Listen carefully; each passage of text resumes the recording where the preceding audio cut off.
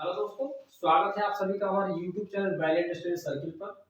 आज की वीडियो में हम बात करने वाले हैं प्रोनाउन के बारे में और उसके काइंड्स क्या होते हैं। दोस्तों आप जानते हैं pronoun is a word is used in place of noun, यानी जो प्रोनाउन होता है वो संज्ञा के स्थान पर प्रयोग होने वाला शब्द होता है जिसे आप सर्वनाम कहते हैं।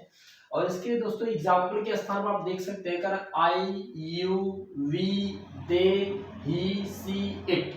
और इसके ऑब्जेक्टिव केस भी होते हैं दोस्तों, और आपके इसके पजेसिव भी होते हैं और प्रोनाउन भी होता है इसका, आप समझ सकते हैं। तो कह रहे हैं जैसे आई का आपका ऑब्जेक्ट होता है मी, आई का एडजेक्टिव माई होता है, आई का प्रोनाउन माइन होता है। तो इस तरह से आपके ये क्या हो जाएगा, आपके प्रोनाउन होते हैं। उनके काइंड्स होते हैं दोस्तों, there are 9 kinds of pronoun. पहला आपका कह रहा है पर्सनल प्रोनाउन जिसे आप पुरुषवाचक सर्वनाम कहते हैं। दूसरा आपका कह रहा है रिफ्लेक्सिव प्रोनाउन जिसे आप निजवाचक सर्वनाम कहते हैं। तीसरा कह रहा है एम्फैटिक या एम्फसाइजिंग प्रोनाउन जिसे हम दृढ़ता सूचक सर्वनाम कहते हैं। डेमोन्स्ट्रेटिव प्रोनाउन जिसे आप संकेतवाचक सर्वनाम कहते हैं। पांचवा कह रहा है इंडेफिनिट प्रोनाउन जिसे हम अनिश्चयवाचक सर्वनाम कहते हैं। छठा आपका डिस्ट्रीब्यूटिव प्रोनाउन जिसे हम विभाग सूचक सर्वनाम कहते हैं। सातवां का रेसिप्रोकल प्रोनाउन जिसे हम परस्परवाचक सर्वनाम कहते हैं। आठवां आपका आएगा दोस्तों इंट्रोगेटिव प्रोनाउन जिसे हम प्रश्नवाचक सर्वनाम कहते हैं। और आपका नौवां है रिलेटिव प्रोनाउन जिसे हम संबंधवाचक सर्वनाम कहते हैं। तो आप कह सकते दोस्तों कि इसको एक एक करके हम देख लेते हैं। दोस्तों जो 3 पर्सन्स होते हैं उन्हें हम क्या कहते हैं, पर्सनल प्रोनाउन कहते हैं, जिसे आप जानते हैं पुरुषवाचक सर्वनाम। अब 3 पर्सन कौन कौन से होते हैं जानते हैं, पहला फर्स्ट पर्सन, दूसरा सेकंड पर्सन, तीसरा थर्ड पर्सन। फर्स्ट पर्सन क्या होता है, speaker is called first person, यानी जो स्पीकर अर्थात जो वक्ता होता है उसे हम क्या कहते हैं, प्रथम पुरुष कहते हैं। और जो लिसनर होता है उसे हम क्या कहते हैं, सेकंड पर्सन कहते हैं। जो श्रोता है, जो सुनने वाला होता है उसे हम क्या कहते हैं, मध्यम पुरुष कहते हैं। और वह व्यक्ति जिसके बारे में बात हो रही हो अर्थात वो वहां मौजूद ना हो तो उसे हम क्या कहेंगे, उत्तम पुरुष जिसे हम कहते हैं थर्ड पर्सन कहते हैं। ये आपके 3 पर्सन दोस्तों नहीं क्या कहता, पर्सनल प्रोनाउन कहते हैं।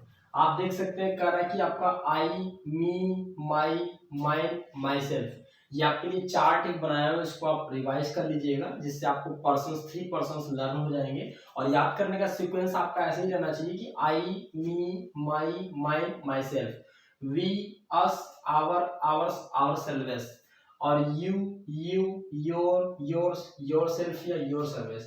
आ जाए दोस्तों, कहीं पे आपका सेल्फ लगा हुआ, कहीं पे सर्विस लगा हुआ। सेल्फ का मतलब वो सिंगुलर को रिप्रेजेंट कर रहा है और सर्विस का मतलब वो प्लूरल को रिप्रेजेंट कर रहा है।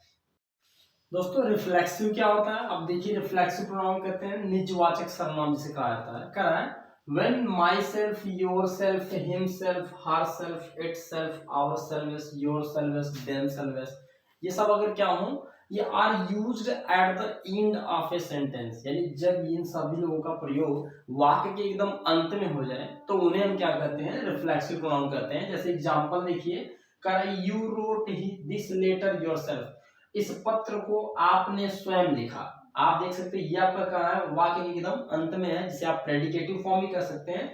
दूसरा है जो सी कुक्ड द फूड हरसेल्फ, यानी उसने भोजन पकाया स्वयं से। यहाँ पे हरसेल्फ आप देख रहे हैं पीछे लग रहा है, तो ये आपके दोनों क्या हो गए, रिफ्लेक्सिव काम कर रहे हैं। और जस्ट सेम इसका उल्टा होता दोस्तों कि जो एम्फैटिक होता है, जब किसी वाक्य के सब्जेक्ट के जस्ट बगल में उसका अगर इनका इस्तेमाल हो जाए तो इन्हें हम क्या कहेंगे, दृढ़ता सूचक सर्वनाम, जिससे आप कह सकते हैं एम्फैटिक प्रोनाउन।